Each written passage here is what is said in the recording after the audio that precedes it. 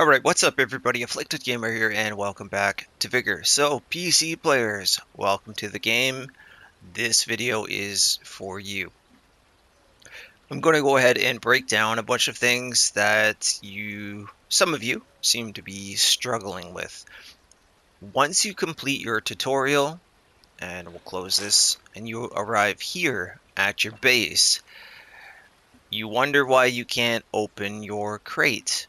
Well, the big tooltips that pop up, you can't just skip them. You actually need to read them and close them. More sometimes will pop up, but if not, then it will allow you to progress to the next step. So that's, for example, your first shelter crate. When you pop up here to the top row of everything, here's where your crates will be. Yeah, I've saved up quite a bit. But this is where you will open your very first airdrop if you read all of the tooltips, and you'll get a few things. Those items will go into your stash. Now, I am using a controller, so I don't know what the key bindings will be, but for me here it's just up on the D-pad. Up on the D-pad basically does everything. You don't actually need to come into the shelter and interact with the board. You can just, again, up on the D-pad and there you go. Tab on over to the left and you can see your stash. Here's all of your weapon types. And once you click on the category, you'll see all of the different weapons, and it even shows which ammo type is required per weapon. If you back out of that, excuse the cough, it is very hot, very dry in here. The ammo here, you'll see how many you own of each type. Lastly, consumables, which you own in of each type. I will touch on these very quickly because I know some people, even on console, are confused. For example, the armor plate, a lot of people thought that that would protect the head. No, it does not. It only protects the body. Frag grenades are pretty self-explanatory. A mortar strike is something that you will, when you are aiming it, a big green circle will appear. That is your targeted area where the mortars will hit. Portable signal detector will notify you of where the closest outlander is to your current position. Not everybody on the map like the signal detector does, and the signal detector, by the way, is only temporary. It lasts for a few seconds. You might get one or two quick glances to see where people's position roughly is, but you will never be able to exactly pinpoint them unless they're at Bard House, or the time safe where there are two switches you have to hit within 30 seconds and then you can open up the time safe. You can't find one and then a few minutes later find the other and then go to the safe. There's a timer on that. And speaking of the last big loot area, the huge locked container, there are 3 locks on them. If you shoot them, a mortar bombardment will come down on it. So everybody's going to know you're doing that. But when it comes to the lock container, or any form, the little blue boxes there, something that has a lock on it, when you scroll through the numbers, as soon as they are highlighted in green, then you know you have the correct number and you can move on to the next one. Radiation grenade, if somebody gets caught in that, it's pretty quick for them to die. Smoke grenades, self-explanatory in my opinion. Adrenaline shot just allows you to move quicker. I think you can even reload a little bit quicker. Booby trap is something that you will have to actually place down. You can put them on top of the blue lock boxes, doorways, wherever you like. It won't actually kill someone. You'll need 2 of them. Same thing with the contact bomb. Improvised mine, same thing. Iodine will allow you to stay in the radiation for a little bit longer. Not that long, so if you plan on doing that, even for the achievement, bring a couple. Flashbangs, again, I'm sure you all know what that is. Antibiotics can be a confusing one. This is probably your best healing consumable in the game as it will heal you to full health, but it takes a little bit of time. Caffeine, again, it allows you to run quicker, so if you need to get to an exit fast, pop one, unequip all your weapons.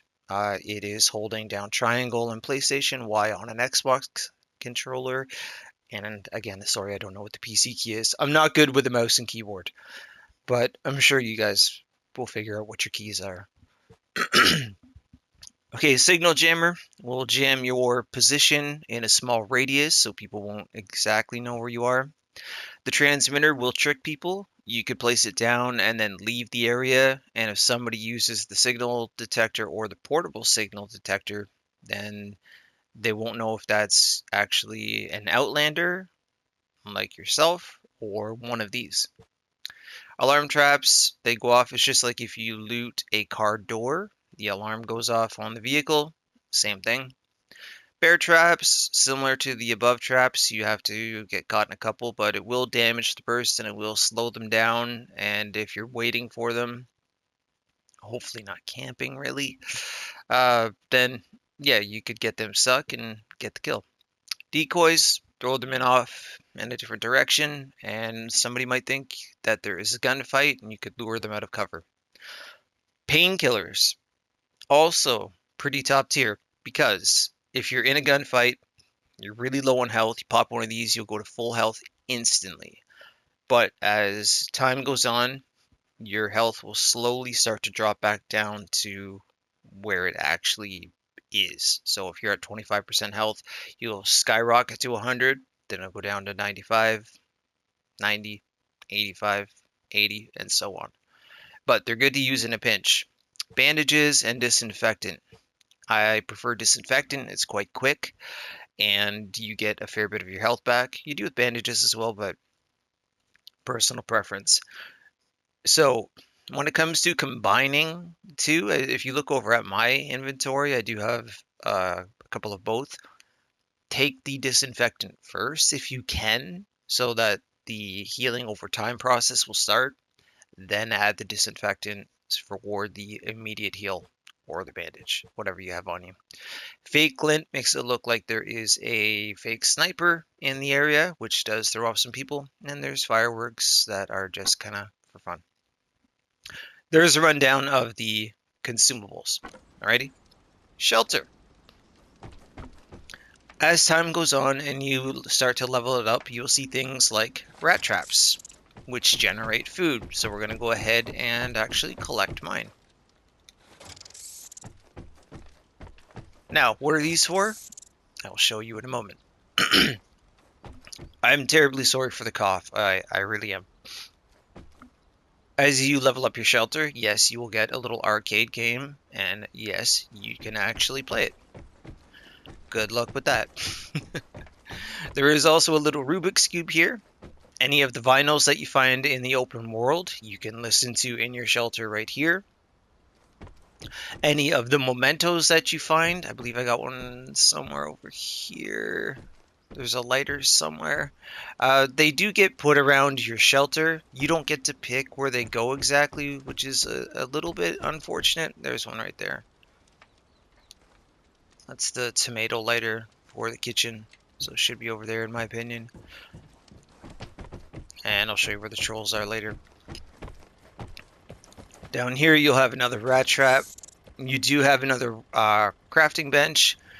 Again, you don't actually have to use these, but you can if you want to. And you'll start to build these things up here as well. Chemical distillation, generator, water distillation,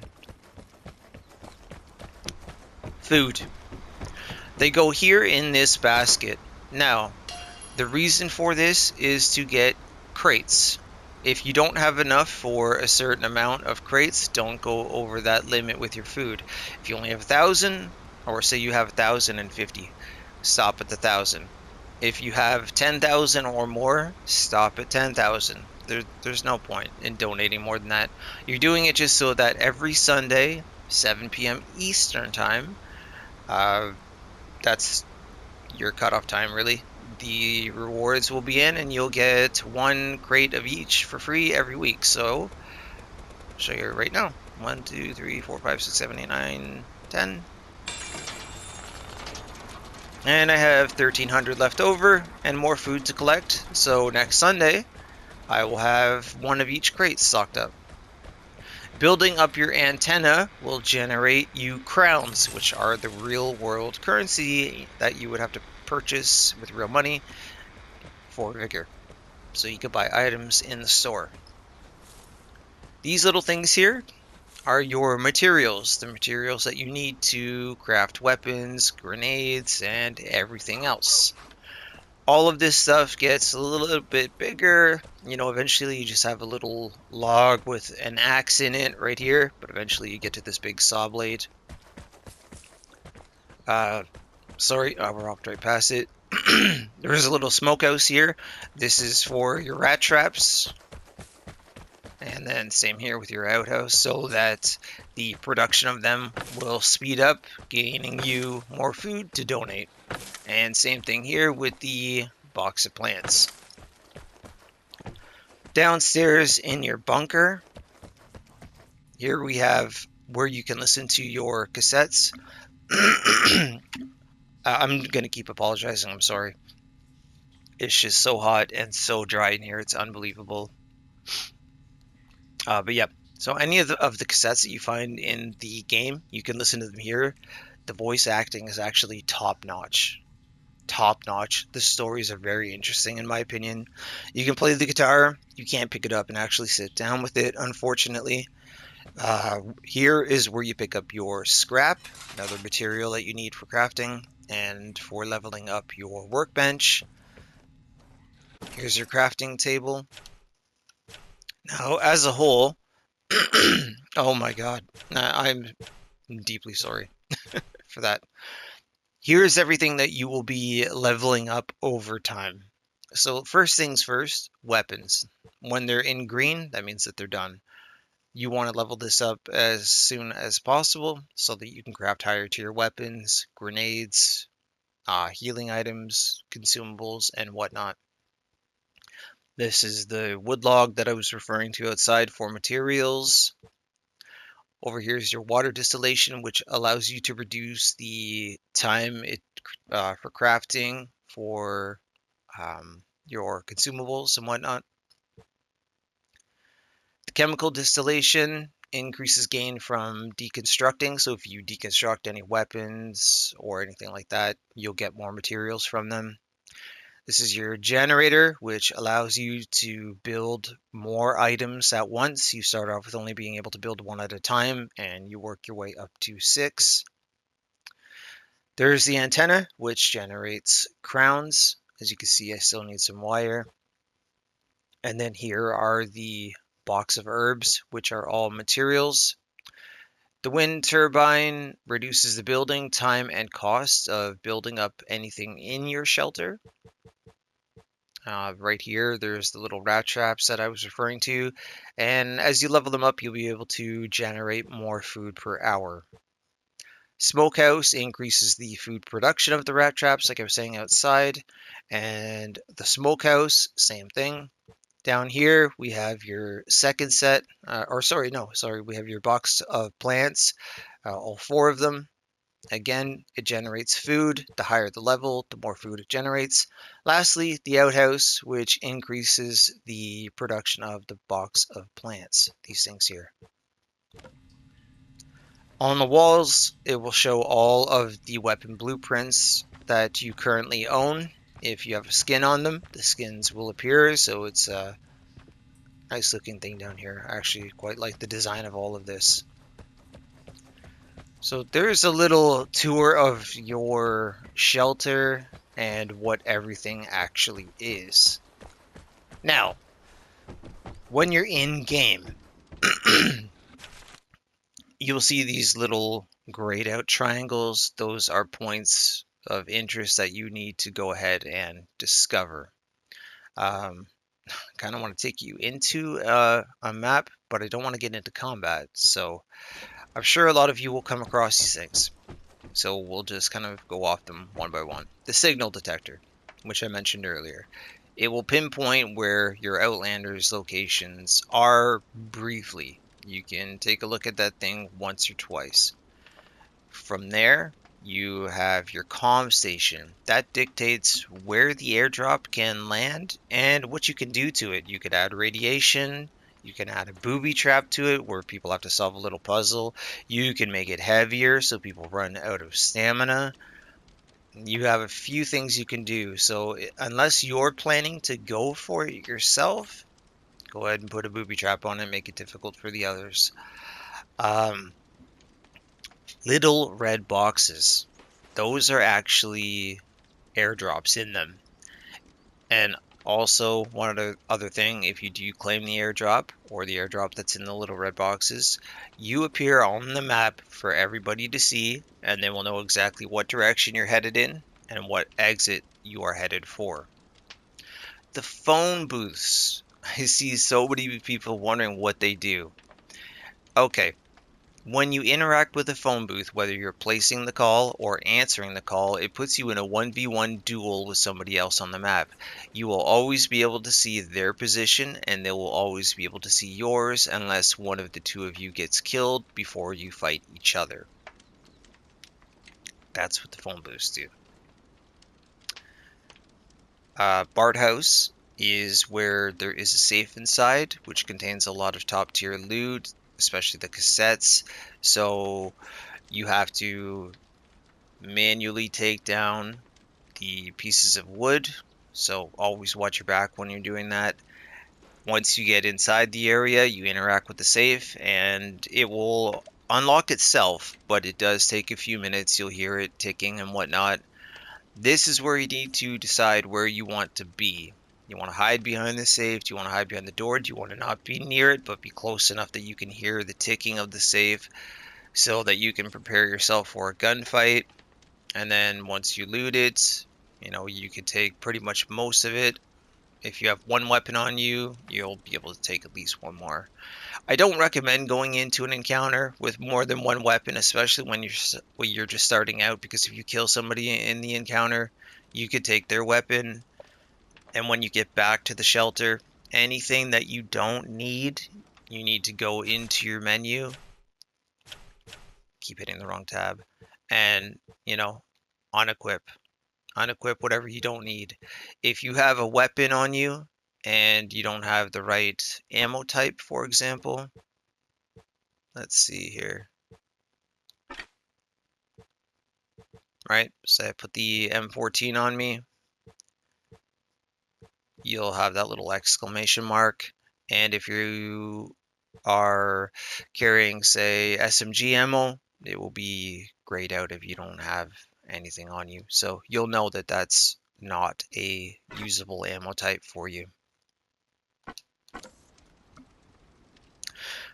Okay, from there I did touch on the time safe. You need to hit the two switches within 30 seconds and then open up the safe. That again contains some great loot. The big huge crate on the map. Don't shoot the locks. Unlock them manually, but again, be careful, be mindful. Comm stations, there are multiple scattered around the map. You can actually interact with the same one twice, but if you see that it's sparking, then you cannot use it again, and the plane is on its way. That's your indicator for that.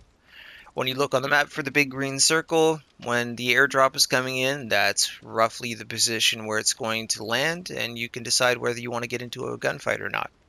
Now, one thing I do want to touch on in regards to that is if you have a backpack full of items and you need those items and you know there's still people in the lobby and you're worried about losing them, there's no shame in leaving.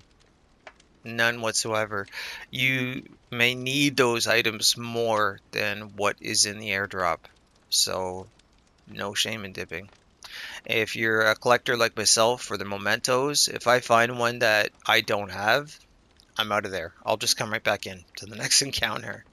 I've got all of the trolls on Xbox, almost all of the lighters, but here I'm missing two, and they just elude me. I need the earth troll and the one with the purple hair.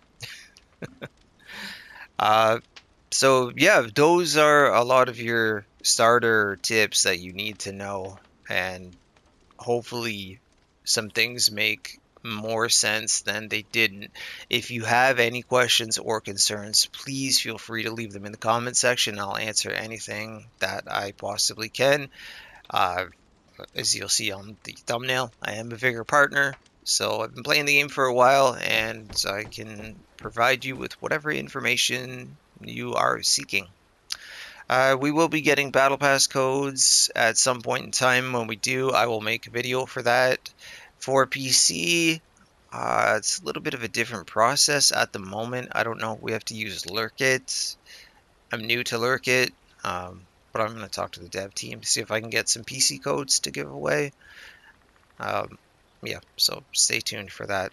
I'm just trying to quickly think if I'm missing anything. Oh, yes, one last thing. One last thing. Exits. If you see that one has a little lock symbol by it, and it will show a material, for example, wire, gasoline, if it looks like a light bulb, that's your electronics. That means you need a certain amount of those to unlock the exit. If there's nothing by it, then that exit is open for everyone. If you get close to the exit and crows go off, that means that somebody is camping the exit. And it will be up to you what you want to do from there. Go to a different one or try to challenge the camper.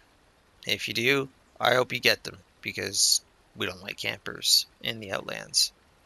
So, but yeah, that's it for me. I just wanted to kind of guide some PC players. I was watching a lot of the bigger channels and they couldn't even figure out how to get into opening their first airdrop. It was just because they weren't reading the tooltips and then closing them to open up the next one. The tooltips are there for a reason. Trust me, they are of help. So is the tutorial. It's changed drastically. You used to be able to level up your crafting bench to level 1 with the materials you got from it, but now you actually get to fight some NPCs and get a small feel for combat and, what the map looks like, well, kind of looks like anyways. They're all very, very beautiful in my opinion. There's different versions, day and night versions. Some have, like Battery is my favorite set of maps, Battery Jog, Battery Snow Deck. One is nice like this and green. One is white and snowy. Yeah, you do leave footprints. Also, when carrying loot, the more you have on you, the sooner you are going to run out of stamina. So be mindful of that because you might need to get into a gunfight and quickly start to aim down sights. Oh, I promised you the trolls. Okay, this is your shooting range. Take advantage of it. You will get daily challenges for it. The pistols are by far the easiest. When you collect your trolls, they come to this nice little spot by the river. Your little river here. Am I at the right one? No. Where are my trolls? Right here. Sorry. Yeah, they all go on display right here, which I think is really cool. I actually want one in real life, as long as it said Vigor on it. Yeah, I know. Two of your little brothers are missing. I'll get you guys. But yeah, that's where the trolls go. And I showed you the vinyls, showed you the cassettes, and the lighters. They do get scattered around your shelter. You don't get to pick and choose, but they are there. So you get like a little mini game of hide and seek. Like, where's the lighter? The new lighter I just got. You can find them. You can change your shelter and the color as you progress through it. It starts off like a dump, but then this is the final version of it. But you can make it look however you want. You can go back and change it, and you can keep it all busted up if that's how you prefer it, even though it's done. Windows. That's the other thing too. Actually, here's a little tip. If you don't know where somebody is in a building, you can open the windows from the outside and try to play mind tricks on them. No, there's a little added one for you. But yeah, maybe I'll make a part 2 to this with some gameplay as well. But I think I've provided you guys with at least the most essentials in terms of tips and know-hows and what to do in the Outlands. But like I said earlier, please feel free to leave comments, questions down below. Other than that, kindly drop a like on the video if you found it helpful or you enjoyed it. I know it's just at the shelter, but I had a lot to show you guys here. Other than that, I hope you'll consider subscribing for more Vigor content. I will be playing on PC, so I'm on Steam. If some of you want to team up, just let me know. Lastly, you can follow me over on Twitter at AfflictedGamer, and I'll see you all very soon in the next one. Wait 1 second. Why isn't the game free? Why do I have to pay for it? You don't. You can wait 3 months. It'll be free. You get the reinforcements pack in early access as an incentive if you buy it now, which has a slew of weapons. You get your very own PC title, which is exclusive to PC, and a kick-ass outfit. So nobody's forcing you to do that. The game will be free in 3 months. If you've waited this long, you can wait 3 more months if you don't want to. Support the team and, get yourself a bunch of goodies as well. It is free to play. So just right now, it's spending a bit of time in early access because it came from console. Just like how a PC game coming to console takes a little bit of time, well, console to PC is the same thing. So please don't be too harsh on the devs for that. Okay? No one's forcing you to buy it, but if you do, you get a bunch of stuff for doing so. That's all I wanted to say about that. Alright, I'll see you guys soon in the next video or out here in the Outlands.